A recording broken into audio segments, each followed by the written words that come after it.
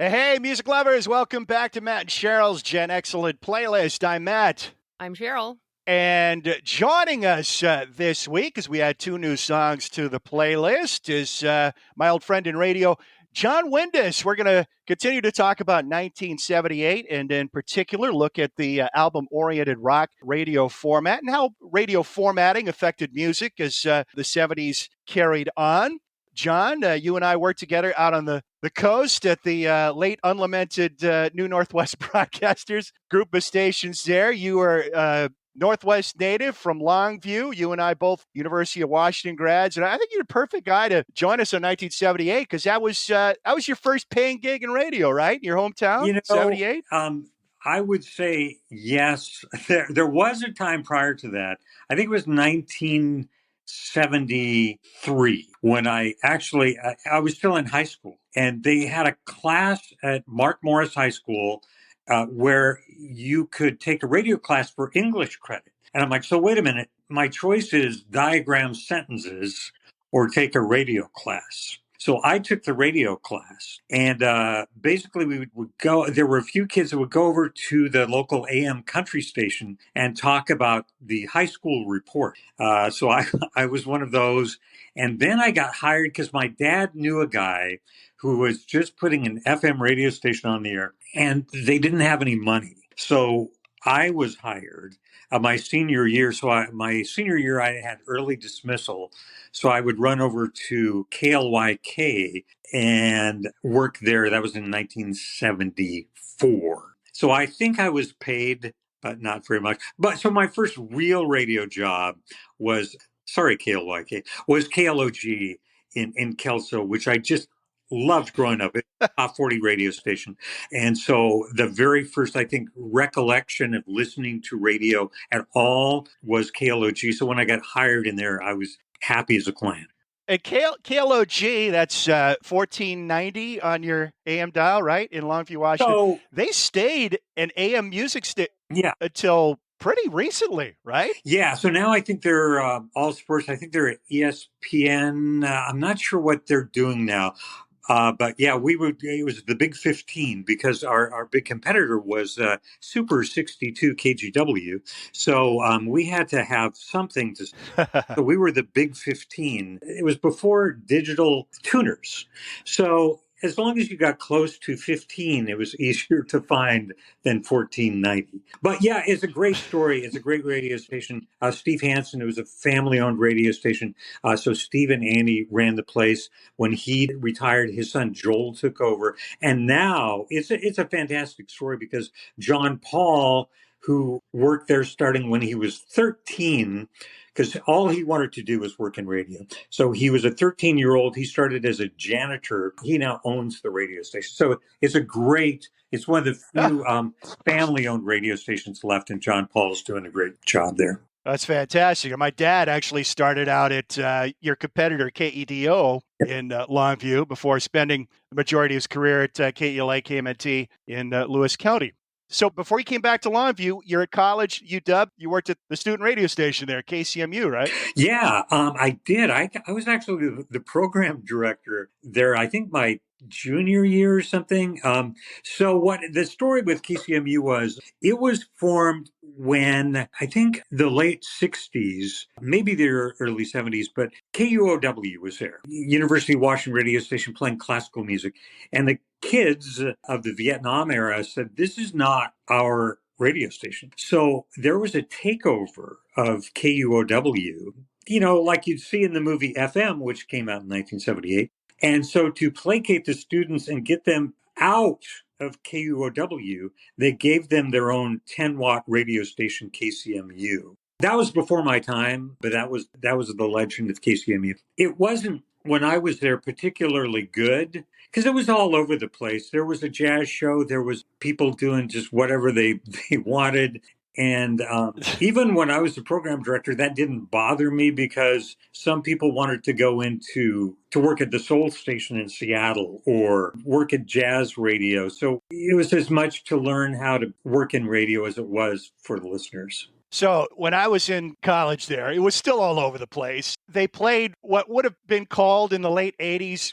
College radio was a phenomenon. There's a certain style of music that came out of college radio stations, and it morphed into what we later called alternative rock. Yeah. But KCMU, it's not like you were hearing REM and the Replacements and stuff like that. It was way more obscure. It was music. Definitely more underground. Right. Stuff. Yeah. When I was there, because I'd come from commercial radio already, and I was a smart aleck know-it-all at the age of 18 or 19, I tried to institute something called a format. So we would songs that were suggested for the disc jockeys to play, and to try to give it some kind of character of its own. That was a kind of a fool's errand on my part, because I would sit there as the quote unquote program director, listening to my quote unquote format being torn to shreds. But it didn't really bother me. I'm like, that's sort of not the point of the radio station anyway. So you got your job in your hometown, you're in heaven, you're playing the top 40 hits of the day at K-Log. At what point did you make the jump to the big market? Well, I got a call one night on KLOG. They'd asked me to apply at a station in Portland called Car Radio, KARO, and it was like 1480. And anybody who offered me a job had my attention right away. And I sort of knew that KGW was the unbeatable monster of Portland. They just owned radio in Portland probably from the mid 70s to the mid 80s. So it was pitched to me that car radio would take on KGW. That was never going to happen. But I said yes, of course. And actually, there was a group of like 4 or 5 of us from KLOG who all went to car radio. It was in a little studio in Vancouver, and then they used the eruption of Mount St. Helens as an excuse to move to a transmitter site in North Portland at Smith Lake. The FCC was convinced by our corporation that we were in imminent danger of being blown up by Mount St. Helens, and so that we had to move to the North Portland site. The only reason was there was much better coverage in Portland. And we could broadcast full time from the North Portland site. The unfortunate part of that at Smith Lake is there was no indoor plumbing. And so we had a porta potty. And so we all went on strike, and you can find it on YouTube, the great porta potty strike of 1980, I think, where the disc jockeys walked out and we were looking for representation from AFTRA, American Federation of TV and Radio Artists, so that we could get indoor plumbing. And of course, that never happened. So I left car radio. So yeah, good times. What other stations in the Portland market did you work for? Oh, name them. I'd like to say I was fired by all the best stations and some of the worst. The highest profile job I had was working with a bunch of those former KHW people at K103, which was so dominant then. I was hired as a producer for Craig Walker, and then did traffic for Craig for 5-6 years, and was unceremoniously dumped from there and went to their direct competitor, Q105, which was in the U.S. Bancorp Tower. It was a great radio station, and then went to KWJJ, at the peak of the country, the Garth Allen Jackson. They called it the Gone Country movement. So KWJJ was hugely successful in the late 90s, and I was there before coming out to the coast. So you've worked across all different types of music formats over the years in radio. Personally, what music format best matches your taste in music, would you say? Probably one I've never got to work in, which is probably what they now call album rock. Yeah, I mean, that's what I listen to. And that's why I love you guys doing this 1978 year. That's probably my favorite year in music. I didn't get to play all my favorite songs at KLOG. Then I was playing shadow dancing. You've been talking about the Bee Gees, and as pop music and somebody who grew up listening to top 40 as a kid, I like that a lot. And working in radio, people are like, do you actually like the songs you play? And I'm like, No, I mean, I have to play Debbie Boone, for God's sake. And we very specifically kept that off of our playlist, too. We don't have to play Debbie Boone. We'll tell you the workaround, how we got around Debbie Boone in a minute. But Yeah, and my workaround in Top 40 Radio that was what we did for a format. There was a clock on the wall, and then you were supposed to play certain categories. And, you'd play your A songs, and Debbie Boone probably worked her way up in there. But I would conveniently take the 45 and move it to the back of the stack. Yeah, but I'd play it every once in a while so I wouldn't get caught. But I liked a lot of the stuff you guys were talking about in that Bee Gees episode, although I probably wouldn't admit it at the time. That's one of the things that we are enjoying about doing this podcast is there's a lot of songs that, at the time, maybe we weren't necessarily that into, or later on, we would never want to actually admit that we like that. But now we're going back and listening to a lot of this stuff and like really listening and do deeper dives. And there's some really great stuff there without having that bias, feeling like it's too uncool to talk about or say you like it. We're kind of unearthing some pretty cool things that we just didn't really spend the time paying attention to before. Yeah. I don't think either of us realized how much we liked the Bee Gees until we researched that episode. Yeah. Both of us kind of immersed ourselves in Bee Gees music leading up to that. And I think we came to the realization that we liked them a lot more than we realized. But, that is part of the fun of this show. And part of the discipline of this show for us is it's not just us picking our favorite songs. We have to pick two of the biggest hits worldwide each year, have to be on there. And then we each pick another big, huge USA hit that more suits our personal taste. And then we round it out by adding personal favorites. So we got around Debbie Boone because that was a USA phenomenon. She didn't cross over globally. And so we're just picking the two biggest global hits of each year. And that's how we rationalize not putting Debbie Boone on. Because she was the biggest artist of the decade year, in the United States. The decade. And I'm sure she's a wonderful woman. So yes. I don't know. All right. John Windus, radio veteran, joining us on our 1978 episode here. We realize now you like the album-oriented rock format. Now, prior to AOR being a radio format, you had something called freeform or progressive FM. Now, is that something you would have been listening to out of Portland as a teenager growing up in Longview? I do remember when KGON went on the air in the early 1970s, and I think you would call, and Kink, because Kink was the first automated radio station too. I remember going up there on a school tour, and it was just 3 reel-to-reel machines, and Jeff Douglas was the program director, and basically he could play whatever he wanted to. So, yeah, I listened to Kink. It was very interesting. There was a lot of Joni Mitchell. It was very acoustic based. You'd hear Van Morrison, Jackson Browne, Bonnie Raitt. So they were first, and they were very interesting because they were different, and it was very well put together. And then KGON came along, and that was probably the closest to freeform radio that Portland had. Although right away they wanted to make money, so yeah. They were more mainstream. And I think they were also, because the guy that really tightened up the freeform thing was Lee Abrams. And so he had a system that was kind of like Top 40, where he would choose top tracks. So instead of the jocks coming in and just playing whatever they wanted to, it was tighter than, not as tight as Top 40, and certainly not as tight as it is now, but tighter than when the jocks just came in and smoked reefer and played what they wanted. the old stories about FM freeform radio, about the album length sides you could put on and go out and smoke your J or put on Whip and Post. Yeah, Whip and Post or Inagata Divina. So you could step out. Even on radio, that happens sometime. I remember listening to because my favorite radio station as a kid, in addition to KLOG, was KGW. And one time, one of my favorite disc jockeys there, Phil Harper, was playing like the long version of Proud Mary on KGW on a Sunday morning or something.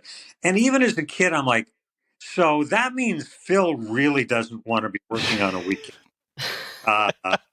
So, yeah, anyway. So KGW at that time in the 70s, would they have been the Portland equivalent of KJR in Seattle, yes. the Boss Radio? Yeah. Yeah. So the Boss Radio, the golden era, would have been late 60s into the 70s, primarily AM radio stations top 40 format, and you had the jocks who became celebrities, personalities, and were able to express themselves on the air. That sort of faded out a little bit in the mid 60s, late 60s anyway, because even by then, FM was starting to become a bigger deal.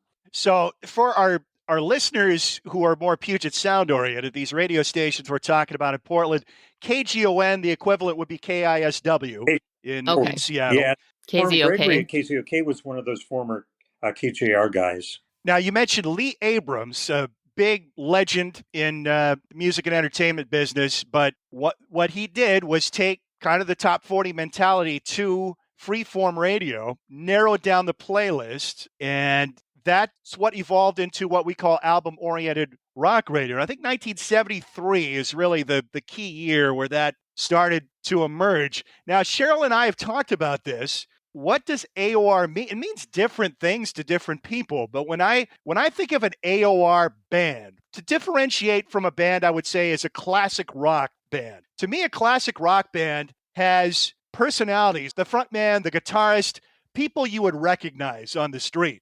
Like each individual band member you would know. Right. Okay. The individuals of the band are superstars in their own right. So like Led Zeppelin, Robert or the Plant, Who, Jimmy Page, yeah. The Who. Everybody recognized Roger Daltrey if he showed up in the grocery store, or Pete Townsend. The AOR bands are a little more anonymous as individuals of the bands. Even the lead singers of a lot of them, your average music fan wouldn't necessarily recognize if they bumped into them on the street. That's kind of how I distinguish. Like Kansas. Yeah. And it's really more of a uniquely American phenomenon, I think, a lot of the bands that fall under that heading. That's probably how I'd define it too. And you can look at Lee Abramson when that freeform went away. You'd see bands like, and no disrespect to them, but Foreigner, Kansas, Journey, Styx. You can call them corporate bands if you like, but certainly, the musicianship was very good, but they weren't the Beatles. They weren't, to your point, individuals that you knew. It's not like Eric Clapton came over and started another band.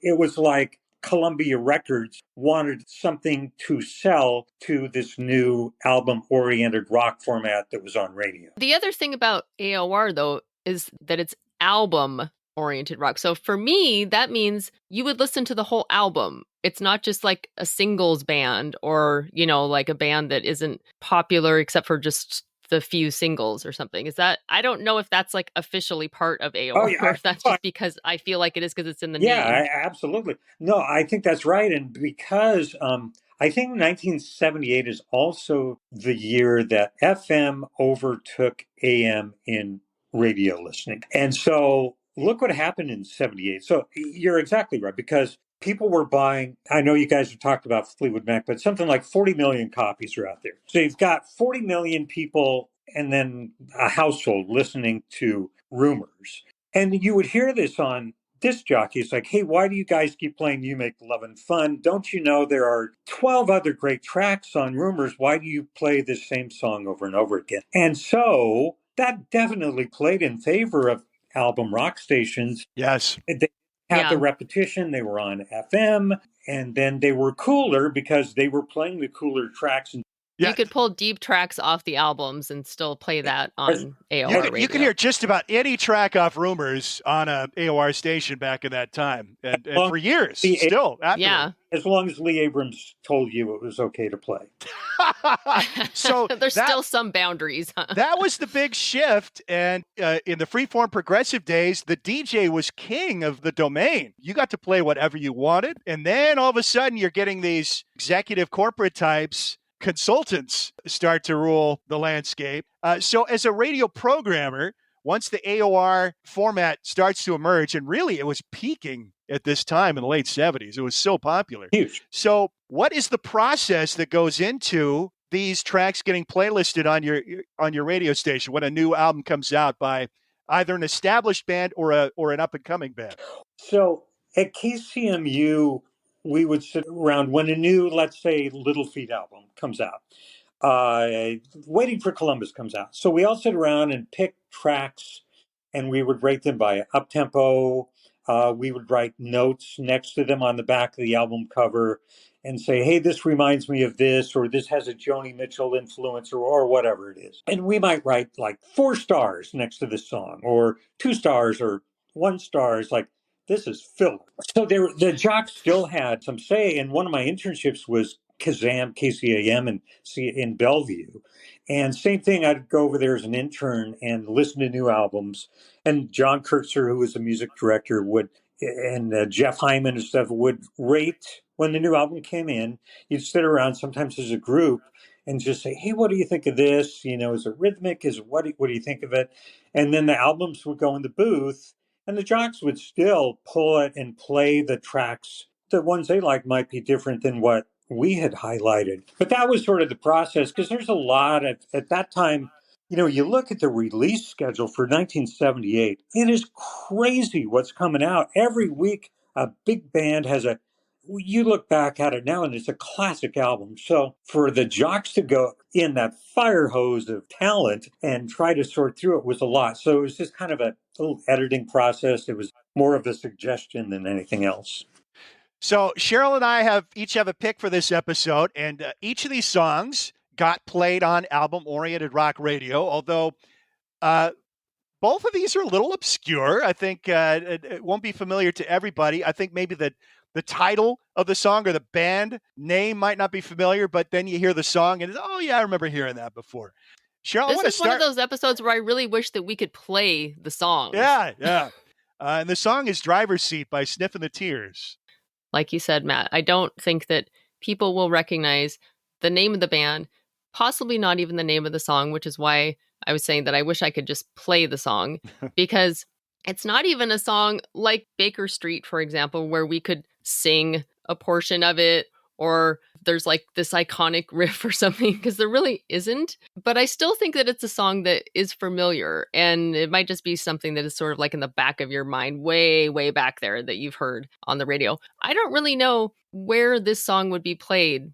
Talking about the radio formats, what type of station would have played this song? Oh, it definitely got played on AOR, for sure. It got played, okay. And Top 40. KLOG, yeah. Yeah. Okay, because I think the highest it charted was maybe like 15 or something. So it was, it that's was in the top a hit, 20. Baby. Yeah, so Sniff and the Tears, they're a British band. They started around 74. Paul Roberts is the lead singer-songwriter for the band.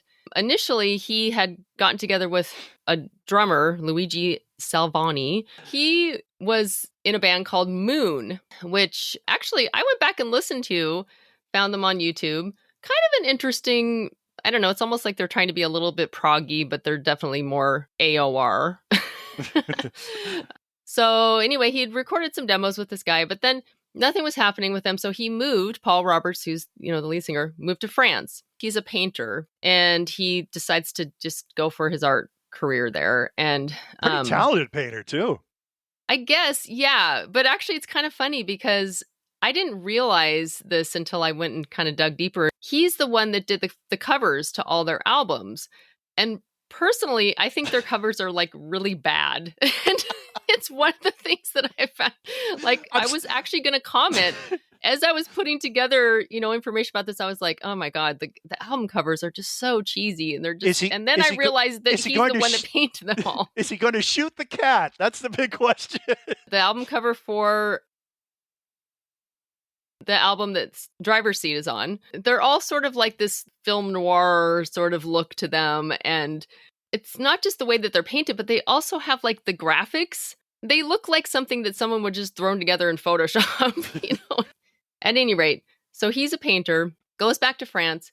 While he's in France, Luigi Salvani says, hey, I've been listening to these demos again, and there's some pretty good stuff on here. So are you interested in getting together and like trying to shop these around to a label? So he comes back to England, and they end up getting a record deal with Chiswick Records, which is actually a label that was kind of like Stiff Records. They were sort of in competition with Stiff Records and similar type of act. More new wave type acts. More new wave, and actually the Damned were on that label at one point. Motorhead, but they were probably the two biggest name bands from the label. So they re-record these songs, and one of them is Driver's Seat. So they put together this band, and a couple of the people were from the band Moon, including the lead singer. His name's Noel McCullough. And actually, I found him to be one of the more interesting characters in this story because he's the guy singing the backup vocals. Love the backup vocals on that which song. are Yeah. a really big piece of Yes, this song and yes. really what brings it up to a higher level. When he hits that high note, oh, yeah. Ooh, driver's seat. Yeah. So anyway, this guy, well, he was in the band Moon, and Moon, they put out 2 albums. They were on John Peel's show several times, but they just never broke. Legendary late British BBC DJ responsible for breaking the careers of countless underground type so bands. many artists. Yeah. So they broke up, and then he released a solo album in 79 that was produced by Trevor Rabin, who went on to be the guitarist for Yes in their MTV 90125 era. Yeah.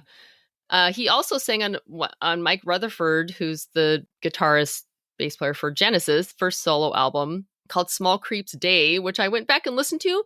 Totally in my wheelhouse, like perfect of that late 70s, early 80s prog bands that kind of are trying to become more new wave-ish. And so he sings lead on that album. But then he actually became the lead singer for Man's Earth Band from 91 to 2001. So he's kind of dabbled into these prog bands that I'm into. So I was like, oh, that's kind of interesting. So I actually went back and listened to a bunch of his stuff. But just a backup singer on this record. Anyway, so they basically knew that Driver's Seat was the song that they were going to want to be pushing as the single. So they actually went back and re-recorded it a couple times because they ended up like speeding it up a little bit, and it was kind of busy. I mean, it does have a very busy drum. Like it's just a constant snare all the way through. I would call it relentless driving rhythm to this song. Relentless driving rhythm, which goes along with Driver's Seat. Yes. You know, it's kind of, even though it's not a song about driving, it's actually a song about like relationship breakup, but it definitely fits into that driving feel. You know, it's got the relentless driving rhythm. There's just a lot going on in this song. So they kind of like tightened it up a bit, sped it up, and put it out there, and it was a hit. Yeah. So John, you remember playing this at KLOG? Yes, and it's really interesting you talk about speeding it up because one of the tricks at broadcast at that time was, and I think it lasted into the 80s, was speeding up songs. So you would take the turntable and pitch it up by about 2.5%, which wasn't enough to make the pitch of the voice be really noticeably higher. But either you could get more songs in and still play, 3 in a row or something, and then you could play more commercials. But yeah, that was a broadcast trick. So I think bands, I didn't know that that happened with Driver's Seat, but it doesn't surprise me that bands also figured out, well, these damn radio stations are going to pitch us up by 2.5% anyway. Why don't we control it and pitch it up 2.5% or whatever? That is so interesting. I didn't realize that they were doing that. Yeah. The funny thing for me about this song, and this is a song that a lot of people will put on like a road trip playlist because it's driving music, okay? Mm-hmm. It's got the relentless driving beat. It's called Driver's Seat. And the first 2 lines of the song, so he goes, feel all right, a little jiving on a Saturday night, but nobody heard jiving. Nobody. And when I hear the song now, it still sounds like he's saying driving. Feel all right, little driving on a Saturday. That is what everybody heard. And then the name is Driver's Seat, and it's got the driving rhythm. So it all just kind of played together. It's kind of like, we talked about misheard lyrics and how they sometimes help the song, like with Blinded by the Light, the whole wrapped up like a douche. I mean, it just got people's attention. And at the time, Bruce Springsteen was horrified that people thought that was the lyric. But then when it hits number 1 in the charts, it's like, okay, I think I can live with that. Imagine the same thing with Paul Roberts. Yeah, he didn't mind at all that was a misheard lyric, even though he does say that it is not a song about driving, but he's not going to care that everybody else thinks that it is. Because not only did it, I think, help kind of put it into that category, but later it actually was used in commercials. It was used in a Pioneer stereo commercial. It was used in a Nissan commercial. And I guess Top Gear, the show Top Gear, it was ranked as one of the top driving songs. Yeah. And, so it actually did definitely give it more exposure because of that. One of the problems, I mean, going back to top 40 and how FM took over was these bands. So you'd have songs like Jeff Lynne, Electric Light Orchestra, a lot of production in it, really a lot of depth to it. Same with Queen, Roxy Music. Those songs, as great as they were, didn't come across well on AM radio. There was just too much happening. And they ended up, even in the vinyl pressings, getting kind of muddy. And I know there's a lot of pushback against when the transition to CDs. It's like, oh, you're losing a lot, and I prefer my vinyl. I have to disagree a little bit, because it wasn't until the CD releases that I really appreciated the production value of like Electric Light Orchestra. And another problem with the vinyl was there was a vinyl shortage in prior to 78. Right. Yes. And there was a lot of recycled vinyl made. There was a problem with vinyl. And it's one reason that it went away. But yeah, bands, Sniff and the Tears might have charted in top 10 if, the production had been a little more pulled back. By the time it got into an AM radio, it was kind of a muddy mess. Not their fault, a fault of the technology at the time. So, well, another interesting story behind the song. It barely scraped into the British top 40. It was a bigger hit in America. So they get on top of the Pops because Gang of Four pulled out. So they got to go on top of the Pops because they were just bubbling under. And then there's a strike at the pressing plant in England. So people, EMI had a strike, and they couldn't press the record for like 3 weeks. So they lost that time there after their exposure on top of the Pops because they just didn't have the record. Yeah, horrible timing. So they get the exposure, which is when people should have been rushing out to buy the record. They couldn't find the record. And you mentioned ELO. Cheryl and I are huge fans, first of all. But I think their records are not really audiophile caliber for the reasons you mentioned. Also, United Artists, their American label, was notoriously putting out really crappy vinyl during that era in the 70s, using a lot of that recycled vinyl. So I think the ELO heads will tell you, if you really want the best representations of those records, you got to get the imports, the British imports of those albums. But yeah, so, and then like RCA with the Dynaflex, those were like crappy, so flimsy. A lot of crappy vinyl coming out in the mid 70s because of the oil shortage. So my song is another one. Wait, I just want to say one more thing. Oh yeah. Really, Driver's Seat is kind of like the perfect one-hit wonder. They really never had any other hits. They had one other song that was big in the Netherlands called One Love, which I actually, when I hear it, I'm kind of like, it sounds a little bit familiar. It came out in 1980, but that was it. They had nothing else that ever grazed the charts at all, even though they did put out 4 more albums in the 80s and lots more after that, actually, in the 90s. And they toured, they did a U.S. tour with supporting Kenny Loggins and Kansas. Okay. So they had 2 legs of the tour. They did Kenny Loggins, which was more in like theaters. And then they went and did these stadiums with Kansas. And they were getting a lot of attention. Anyway, from there on, nothing else. It's now just sitting in history as a one-hit wonder. Yeah, they get labeled as a new wave act, but more in the vein of like Dire Straits, where it's kind of coming more out of that pub rock scene, where they got really good musicianship, high production values. Yeah, it's a beautifully produced record. Fickle Heart is the name of the album that Driver's Seat's from. It's a great record. His vocals are very Dylan-esque. Like, they sound to me so much like Dylan from that era, like the mid to later 70s Dylan. But yeah, you're right. They're great musicians. It's a really good album all the way through. The hook in that song would be that little synth, kind of that wavery Moog synth bit. Yeah, and there's a Moog. It's basically a 2-chord song. I mean, it's the same. It's that driving beat from start to finish. Yeah.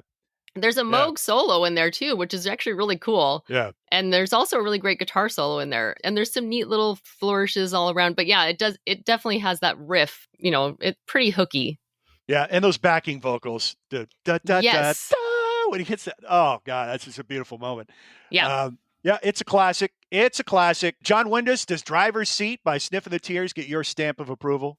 for the playlist? Yeah, so it wouldn't be my pick because again, I wasn't as familiar with the song. I mean, I played it on the radio. I liked up-tempo songs. So I was always happy to see a new band come along. I was always happy to hear an up-tempo song on the radio. I had no idea what the song was about, but yeah, I'm a fan.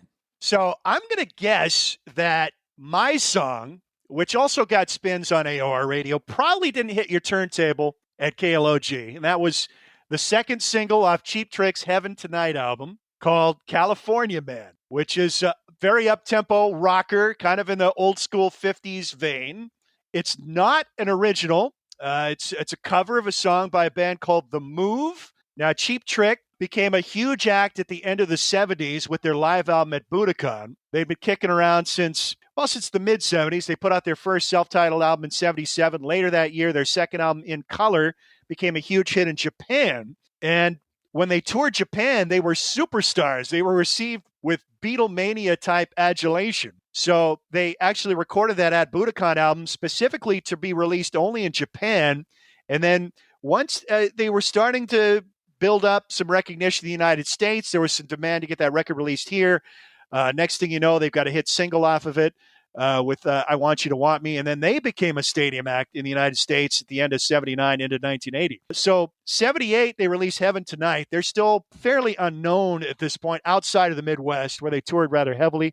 They're based in Rockford, Illinois. It's the hometown of the guitarist and mastermind behind the group, Rick Nielsen. Nielsen had been playing and recording since the 60s, grew up in a musical family. His parents were opera singers who owned and operated a music store in Rockford. So Rick was steeped in music, loved the rock music of the era, particularly the British bands, and a lot of them heavily influenced Cheap Trick's sound.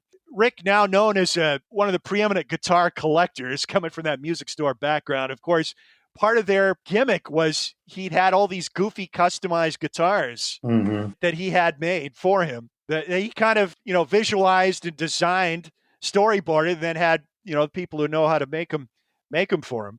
Interesting visual with this band where you've got the lead singer, Robin Zander, who's also the rhythm guitarist, and I don't think he gets nearly enough credit for his guitar playing. He carries a lot of weight, particularly on stage with his guitar in this group, because if you know Cheap Trick is a live proposition, they're a great, great live band. They put on a hell of a show, but Rick is like this hyperactive child. I mean, he's all over the place, running around and making goofy faces and climbing up on risers. And, so Robin basically just stands there and does his thing, but he's carrying a lot of a load with the guitar. And not to mention an underappreciated vocalist, really a great frontman. So you've got Robin Zander and then Tom Peterson, the bass player, who look every bit the prototypical pretty boy rock stars, the long hair, good looking dudes.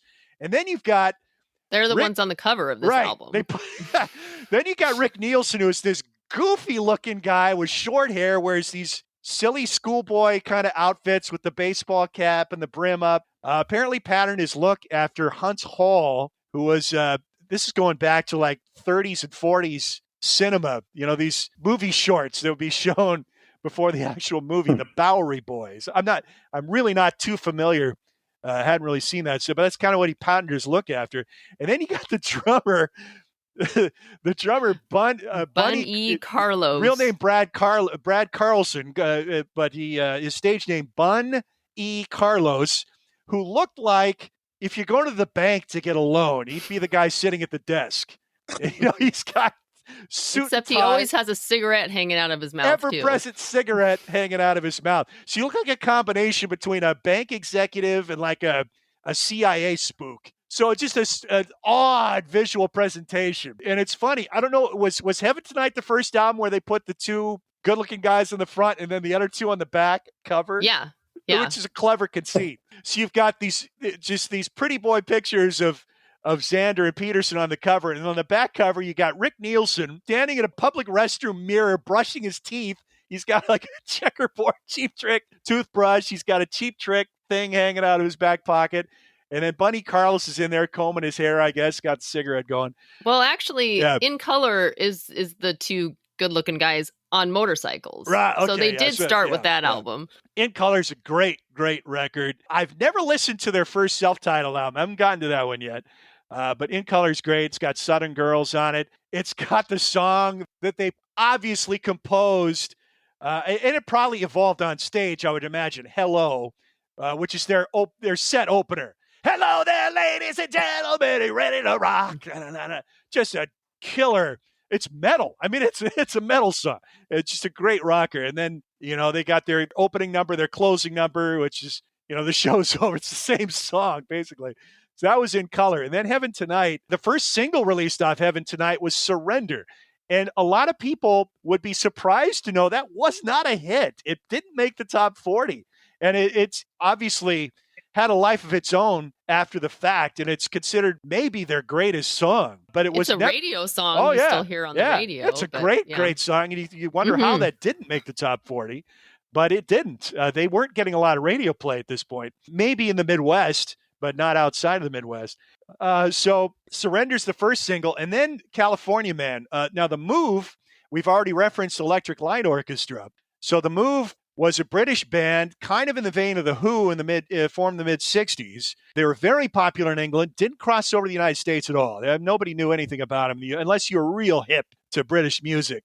They were very underground in the United States. They were just starting to build a little sales momentum and radio play as the band kind of disintegrated in the early 70s.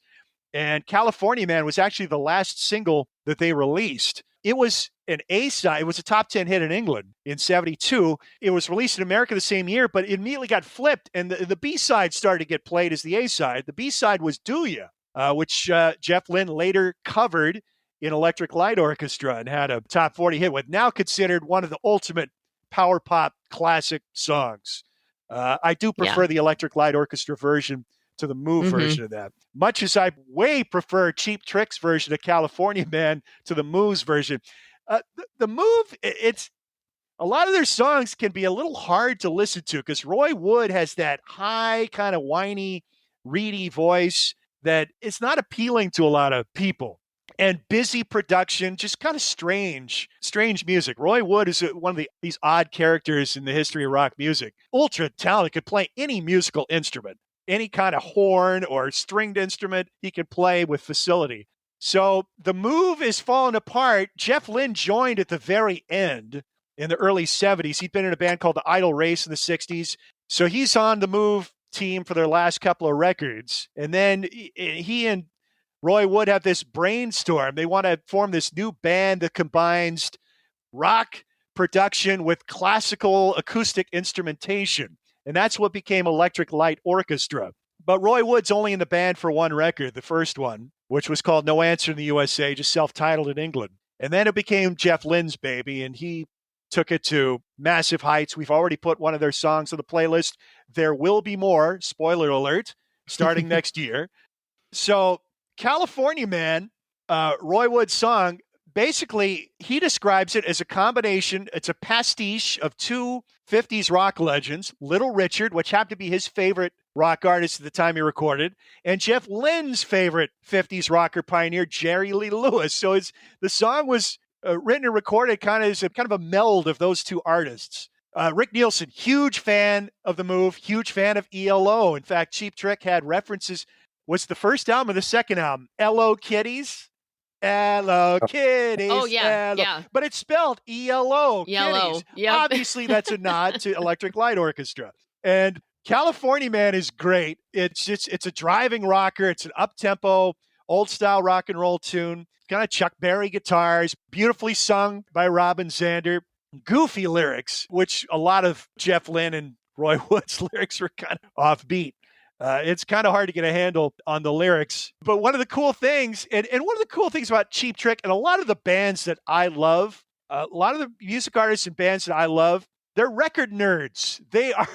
They're people who grew up loving records, collecting them, knowledgeable about the artists to the finest details, and they give you little hints of that in their music. And Cheap Trick's one of those bands. They're constantly showing you their influences in their music.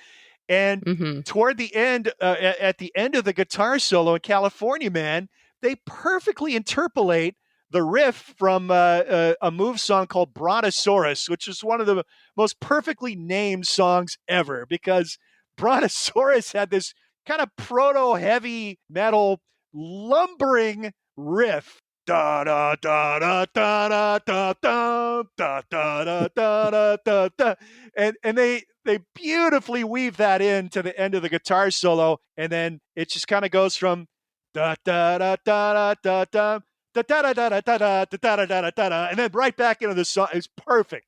It's just a fun song. It's a great party song. I've loved it since I picked up the record sophomore year of college because I heard California Man, probably on KISW or KZOK, and I wanted to get that record into my life. So that was the first Cheap Trick record, and the only one I had for a long time. Well, that guitar riff in the chorus, that's like really what makes the song. Yeah, Rick Nielsen, great and guitar their version player. is so much tighter than the Moose version. Like, it just feels like they just perfectly got it right exactly the way it should be. They just tightened it up exactly right. Much better production values. Tom Werman, the producer behind Cheap Trick's great albums in the late 70s. And this whole album, I actually had not ever listened to this album before until just this last week. Oh my God, it is like a hook fest. Yes. So many hooks in this album. There's 3 songs in particular. I knew Surrender, of course. California Man, I kind of knew, like I'd heard it before. It was familiar. But the second song, On Top of the World, totally sounds like ELO. Like that's one where they're definitely wearing their influence right on their sleeve. Yeah. But great song. And then Auf Wiedersehen. Hookiest song ever. Great. Love this song. It's so cool. Bangers from start to finish. Stiff Competition, High Roller. I mean, it's just great. And Cheap Trick, it took a while for them. I think people didn't get a good read on them at first because they're a hard rock act for sure. I mean, there's headbanging music, but great pop hooks. Yeah, that's what surprised me about it. And I made the comment about ELO to you, and you were like, well, yeah, California Man, The Move. And I was like, oh, duh. Because I always think of Cheap Trick as being heavier. A lot of their singles and stuff they're heavier. And so when I was hearing these more pop melodies and very and when I think of ELO, I think way more pop, than heavy, that it kind of took me by surprise. But it was like, oh yeah, well, obviously that's a big influence on them. So it makes sense. John, Cheap Trick fan back in the 70s, were you? Not particularly, because again, I was kind of a nerd. But I say this as a past tense. So I liked a lot of the singer-songwriter bands, artists. I liked Cheap Trick. I love Surrender. I'm surprised to hear it wasn't as big of a hit as I thought it was. I'm pretty sure we played it on KLOG. I like that song a lot. They just struck me as more influenced by gimmicks than music at the time. And so while I appreciated their attempts at showmanship, and I put Kiss in there too. It's like I didn't dislike the music, but I'm like, do you know how ridiculous you look? It's hard to get past Rick Nielsen's whole thing and see beyond that. Yeah. And the music was good. If I didn't see them, I think I liked them better. But when I saw them on the Midnight Special, I'm like, what else is on? When is Wolfman Jack going to be back on? So there is they did a great set on Don Kirshner's rock concert, or I think from 77. So this is before they've sold many records at all. And they were so good live. I bet, yeah. But you're right. A lot of gimmicks. I mean, Rick Nielsen's whole shtick, that's pretty gimmicky. And then Bunny Carlos with the cigarette. And then at the end of the set, Bunny Carlos has his drum solo, and he breaks out these baseball bat-sized drumsticks. And he's pounding the drums. It's so funny. Yeah. It's great. I'm sorry. I fell for it hook, line, and sinker. You and a lot of other people. Yeah. No. Yeah. But yeah, so Heaven Tonight, not a huge seller. None of the singles sold big, although they did get AOR radio play. But then all of a sudden, the Budokan album becomes a sensation in the next year. It was actually released at the end of 78, but they become huge in 79. In fact, they had to delay the release of their next studio album, Dream Police, because Budokan was selling in huge numbers. And then they go from this band that's just toiled for years. I mean, you go back, Robin Zander joined them in 75, I think. Before that, got a couple different incarnations. I think they were calling themselves Sick Man of Europe. They were Fuse. They recorded an album as Fuse at the end of the 60s, which totally stiffed. But they'd been touring relentlessly for years before they made it, 10 years plus. But the addition of Robin Zander was kind of like the missing piece, giving them that great frontman, a great looking frontman. But like I say, don't underrate his musical talent. I mean, not only vocals, but guitar as well. And then finally the recognition comes with this live, and they were superstars in Japan for years before anybody in the States cared about them. And then Dream Police comes out, great songs on there too. And they, again, they get back to more of their heavier sounding stuff on that record, along with the pop hits, the title track, and Voices, which is a beautiful ballad. And then sadly, they finally hit number one on the charts in 1988 with a song called The Flame, which is like a ballady kind of power ballad. Not at all representative of what they're about. I think, I want to say that was a Diane Warren song. It was an Outside Rider. So they did the same kind of stuff that other bands, Bon Jovi and Aerosmith have done, bringing in these hit writers. I think that song has haunted them ever since, too. But this isn't the last time Cheap Trick will show up on the playlist either. I can pretty well guarantee that. They had a couple other songs that I really dig that weren't as big of hits. There was a song called Stop the Music in 1980, which is pretty much forgotten about now, was a minor hit. And then a really good song called Tonight came out in 85. I'm pretty sure that's going to make my list. Well, John, you've heard our picks for this episode for 1978. We can't let you loose without hearing yours. Well, I'm completely torn. 78 was such a fascinating year. It's the end of disco, basically. You had Rod Stewart, Do You Think I'm Disco? You had the Disco Demolition the following year, Steve Dahl's Disco Demolition in Chicago. You had the Stones doing disco songs like Miss You. So it was kind of like still huge. It was the year Grease came out. And so you still had the Gibbs influence there in the Grease soundtrack and John Travolta. You had the movie FM came out, and the movie was absolutely awful, but had the Steely Dan track on it, which was so great. And, to talk about the end of the 70s and not talk about Steely Dan, which was one of my favorite bands, you couldn't do that. So as I was going through the list, I loved Little Feat. Waiting for Columbus came out that year. Yes. Minute by Minute was great. I wasn't one of those people that thought the Doobies was destroyed by the addition of Michael McDonald.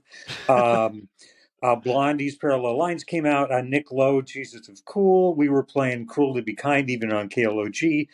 Bruce Springsteen, you might have heard of him. Darkness on the Edge of Town came out. And then the Stones, that Some Girls album was very, very good. So my finalists are Shattered by the Rolling Stones, but I think that's being eclipsed by... So that was the year I was going to a lot of concerts, and I got to see the last Bob Marley tour. The Kaya tour came through, and he had cancer at that time. And I'd been a huge Bob Marley fan. And so be able to see that show at Portland Paramount Theater was just a treat of a lifetime. But there were two other shows that year, and they were both within days of each other. It was the Warren Zevon Excitable Boy tour, and Springsteen was in town, but he'd already been on the cover of Time magazine. So he was over at the Coliseum, and Warren Zevon was over at the Paramount. I was working in radio, so I didn't have a lot of money to pick which shows to go to. So I picked Warren Zevon, and I think my pick is going to be, I'm thinking this through, is going to be Werewolves of London. Zevon was doing this show, and it was by far, it was not sold out. It was maybe half full. And there was a guy, he was super, super cool looking, wearing his leather jacket. He was just sitting there by himself. And then he'd move up to another chair, and then he was talking to the security guides, trying to get backstage, and they'd say, "Sir, thank you, but Mr. Zevon's about ready to play. Please sit down." Cut to the end of the story. It was Bruce Springsteen at the Zevon show. And so toward the end, and again, the place was half empty. And so they get to, and some people had already left. Zevon comes back for another encore, and he said, "I'd like to introduce my friend, Bruce Springsteen. Springsteen comes on stage and sings "I'll Sleep When I'm Dead" with Warren Zevon. How great is Oh that? my God. And by that time, there's just a few hundred of us left. And so everybody's just like, what the hell just happened? And so everybody's towards. So you're watching Warren Zevon and Bruce Springsteen sing "I'm Sleep When I'm Dead." That was my memory of 1978. So to honor Warren Zevon, who should be in the Rock and Roll Hall of Fame, and hopefully our friend and hero David Letterman will get to do that at some point. I would say, I've got to say, Werewolves of London. It's not my favorite song from the album. Probably Lawyers, Guns, and Money might be my favorite song from there. But as great as the Rolling Stones are, and they're pretty good, and Shattered was up there as one of mine. And I did think about a Bruce Springsteen song too, but I've got to say Warren Zevon. He's an artist people know. He was kind of in my singer-songwriter wheelhouse. And as much as I loved like Steely Dan and the Stones and Jackson Browne and Bonnie Raitt at that time, my pick will be Warren Zevon's Werewolves of London. Excellent choice. Certainly will get stamp of approval from both Cheryl and I. Yeah, Warren Zevon, I'm just kind of starting to get into his catalog. I mean, I've known that song for a long time, obviously, and others, Lawyers, Guns, and Money, Excitable Boy. So dabbling with Warren Zevon, I really got into that album he did with REM, the Hindu Love Gods album. Right around the turn of the 90s. Loved it. It's just this raw, it was kind of like a drunken night in the studio, kind of all recorded in one night, a bunch of like blues covers, and they did a really fun version of Raspberry Beret, the Prince song. And it eventually got released years later. I think they recorded around 87, because REM played on his album that year. And when I say drunken night in the studio, Warren was on the wagon at this point. So it was just the REM guys who were knocking him back. But it's a really fun, just a raw, garagey album. And Warren's such a great vocalist on these old blues songs. He's a real blues enthusiast. And then his name just keeps popping up in my music world. Like really getting into the Turtles. He wrote Outside Chance, which is one of the great love that garagey song. Turtle songs. So he recorded an album as Lyman Sibel in the 60s, or a single. I don't recall. I only remember him as a solo artist, and then his cancer, that was just heartbreaking. And to see it played out on live TV with David Letterman, who was such a huge fan and had Zevon on so many times. Yeah. And he was so public about his health issues. That's the Warren Zevon, kind of unfortunately, that I remember. But boy, his peak with Lawyers, Guns, and Money, that whole era was just my favorite. Roland the Headless Thompson Gunner. Yeah. He was kind of like that Hunter S. Thompson, very literate and just very smart lyrics. Great. And I mean, that's what supposedly Werewolves of London is about, Hunter S. Thompson, right? Who knows? A lot of that was fueled by God knows what mixture of substances. Well, I mean, if you're Southern California, especially if you're talking about Hunter S. Thompson. Yeah. Both did a lot of hard living, but great dark sense of humor. Yeah, very much. He was running with a good crowd. I mean, the Linda Ronstadt, I think of her in the same kind of breath as and Jackson Browne as all kind of running together at that time, and maybe not partying quite as hard as Warren did, but yeah. Well, a good way to part for this episode, because Linda Ronstadt championed a lot of songwriters who benefited from her patronage, Elvis Costello being one of those. I think his name's going to pop up in our next episode when Cheryl and I divulge our album picks for 1978. By the way, your favorite album from 78, Werewolves of London, is your song. How about favorite album? I think I am going to say, just to be an outlier again, Waiting for Columbus by Little Feat. Excellent. One of the great live albums. Lowell George and just their musicianship, and why not? Lowell George, incredible songwriter. Little Feat, incredible band. Probably the most popular cult band of the 70s, I think, safe to say. One of the probably top 10 great live albums ever made, Waiting for Columbus, I think, safe to say. One of the great live bands, Little Feat. So two excellent choices. John Windus, that we will honor on our playlist. And we are honored that you joined us today with your radio expertise and your music background. It was a pleasure talking to you, sir. Likewise, recollections from the late 70s are a bit hazy. Well, we might have to bring you back soon because we have a Steely Dan special coming up in a couple of weeks. That's really if I had one band yet. I was yeah, we might have to bring you back for that. I think you passed the audition. Yeah. We're going to honor a couple of 70s artists whose songs didn't quite make it to our playlist, but we can't leave the decade without acknowledging their eminence. And Steely Dan, definitely one of those groups. So, John, thank you so much for joining us. It was fun. We're going to wrap up 1978, though, in our next episode. Cheryl's husband, Mike, who owns the Silver Platters record store chain, will join us with his picks for the year. Cheryl's got another song to add, and her album, my album as well. That's all coming up in the next episode.